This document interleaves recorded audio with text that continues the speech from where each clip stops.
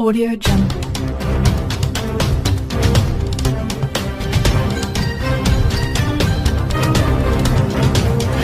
Audio Jungle.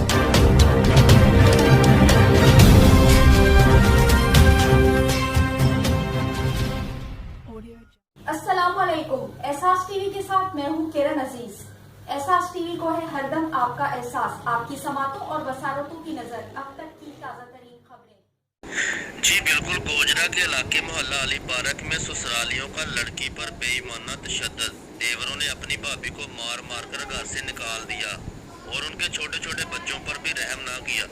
लड़की ने media से बात करते हुए बताया कि मेरे ससुराल वाले कई सालों पर मुझ पर बेईमाना तशद्दुद करते हैं और मुझको जान से मारने की कई दफा कोशिश की।